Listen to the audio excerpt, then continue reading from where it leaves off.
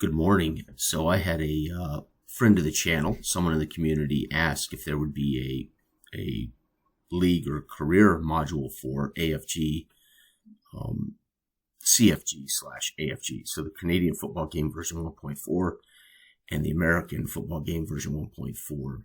Yes. So with that question, it dawned on me, I had never had any intention of creating an off season for it. But with that question, it dawned on me, because I'm already playing my Patriot Football League's 30th season using it for the games of the week, etc. And it dawned on me, if I was to continue to do this, I would need some way of doing off-season for the game for those particular ratings. So this morning, I have written the rules for this. And both the rules can be found in either file, the Canadian Football Game 0.4 or the American Football Game 1.4. So it's called the Football Game Career Module, version 1. It's a free download, as both games are as well. This module provides a season and off-season career play options for CFG, AFG, and IFG. IFG refers to an upcoming indoor football game that'll be based on arena football. The biggest difference for arena football is going to be kick returns, field goal length, and of course, the big one for arena football is a much shorter field. So you can imagine it'll be identical. There will just be some rule tweaks to the length of the football field and where you can kick a field goal. So, and of course, kick returns in the arena football league are going to have to be modified. Okay. This creation module is for CFG, AFG, and we will not cover team creation in this module because you can create teams using CFG or AFG. So you're going to create your teams from those books.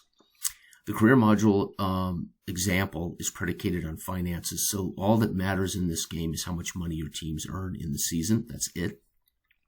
Teams earn money based on winning, playoff wins, division titles, and of course, championship wins. And you'll get a certain amount of credits. So the example is based on a 10-game season. However, don't sweat it. I've prorated out how much money you can earn based on longer seasons per win. But this gives an example of what a 7-3 team would earn in the season, 3.5 credits based on the 10-game max, right? And then an example of what an 8-2 division champion who wins the championship would earn in total credits. But what's important about this is you have to then turn around and spend your credits in the offseason to either change, maintain, or improve your ratings.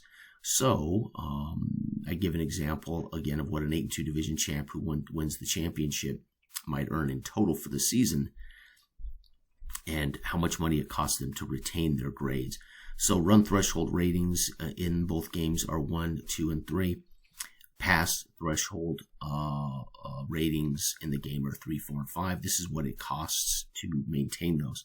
So a team that is 2-4 would cost 4 credits to retain their ratings. And so let's say a 2 and 4 team goes 3 and 7.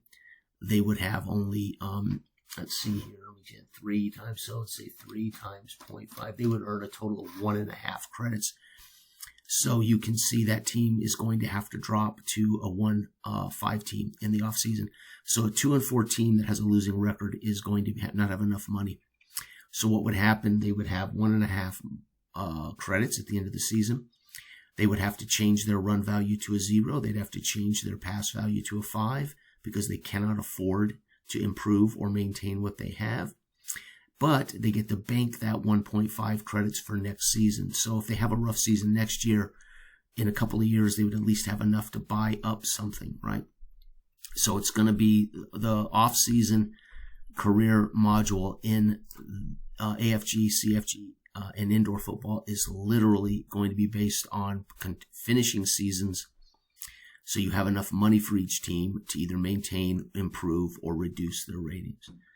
Franchises must spend their ratings to maintain, change, or improve.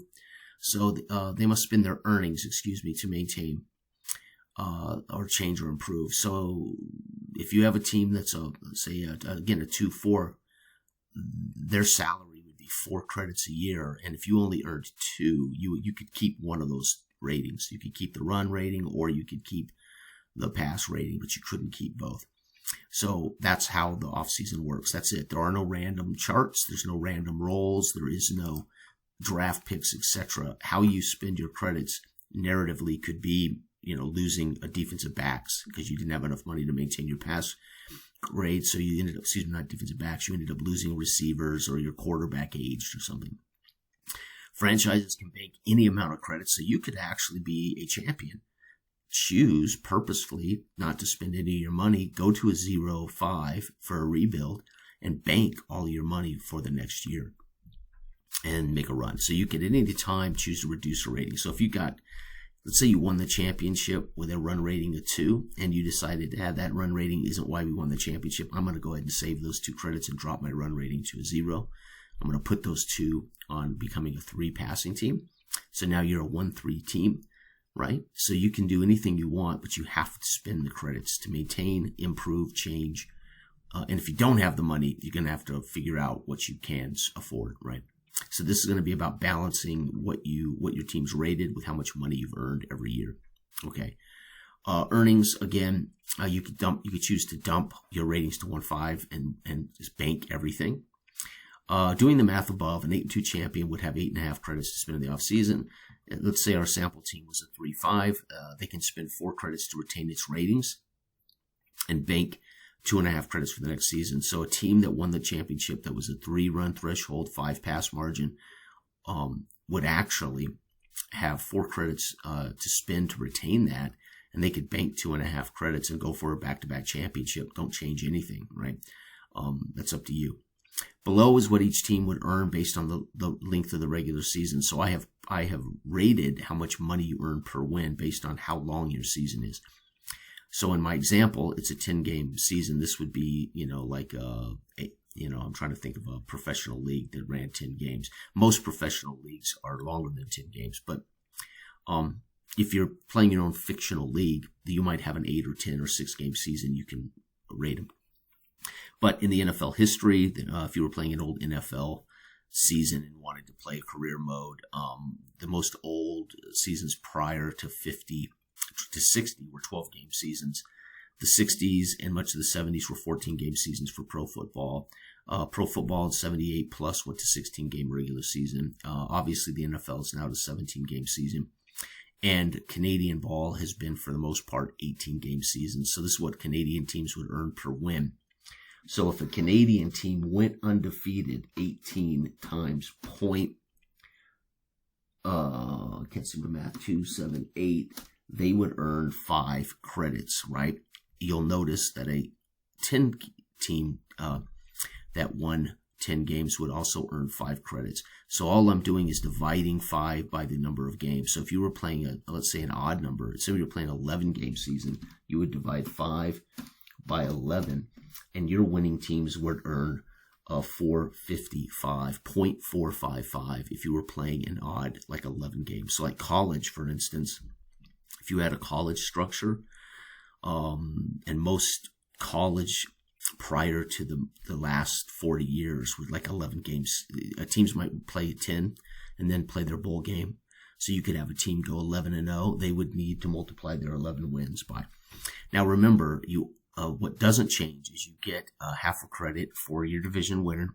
You also get a credit for every you also get a half a credit for every playoff or tournament win. And of course, you get a full credit for every championship you win. So a college team that goes 10-0, let's say, they earn, 5 credits, but then they win their conference championship game. That would be another half a point. So they'd be at 5.5, and then they win they are voted champions of the NCAA, because this would be back in the day when the coaches poll or the AP poll would vote for champions. They finish 11-0, the champions, they would be awarded another credit. They would finish with 6.5. So that's how that works, right? So again, in modern college ball, the team might finish with 14 victories if they win, or 13.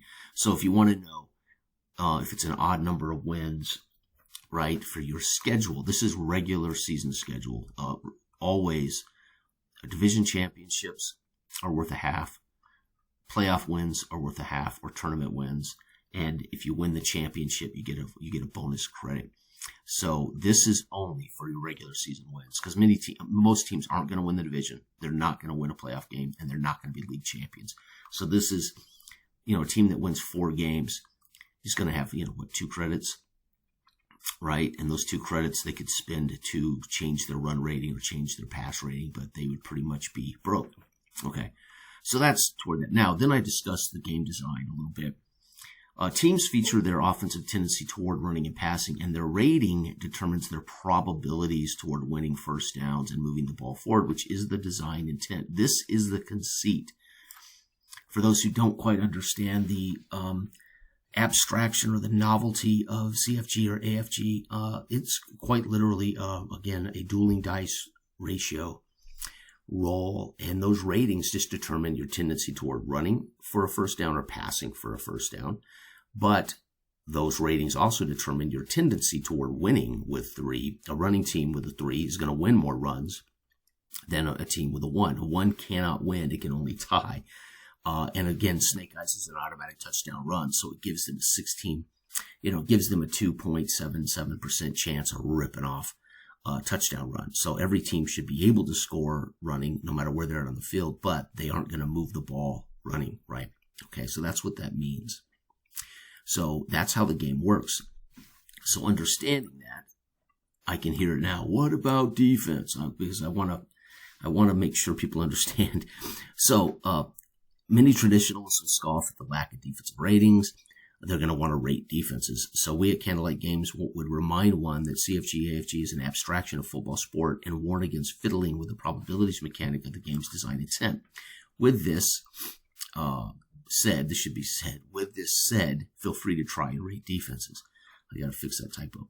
If I were to rate defenses in CFG or AFG, it would be outside the game's actual down-by-down dice mechanic. In other words, I would give defenses traits.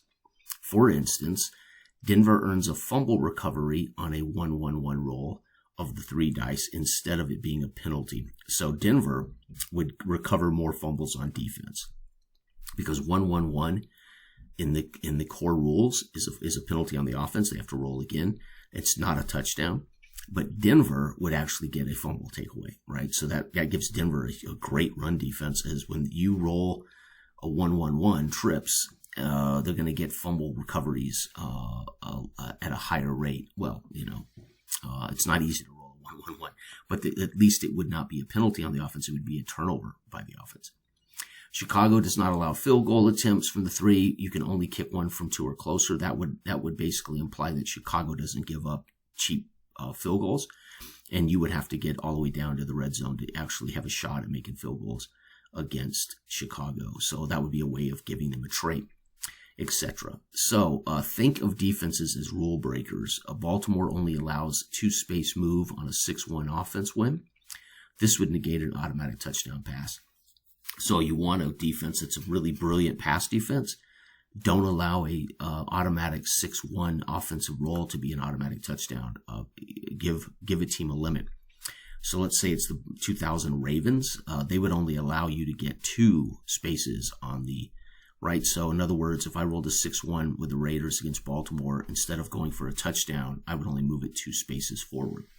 So you can add defense to this game very easily, but there are going to be rules that are outside the actual probabilities mechanic.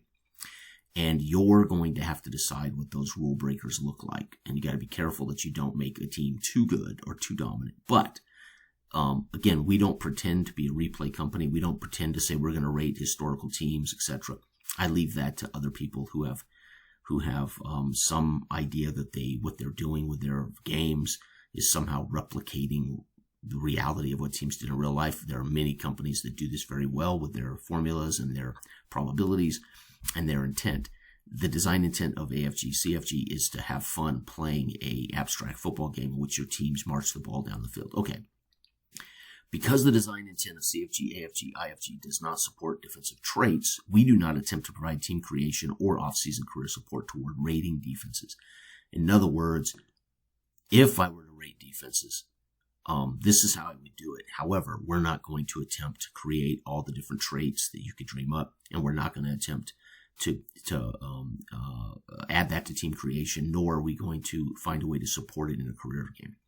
So I play the game as written because I think it works great. Again, defense becomes this in-game response to play.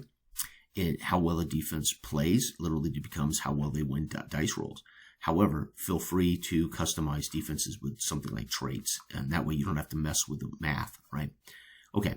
Anyway, that's it. This is free. I will put a link in the video description box, and you can download this and enjoy.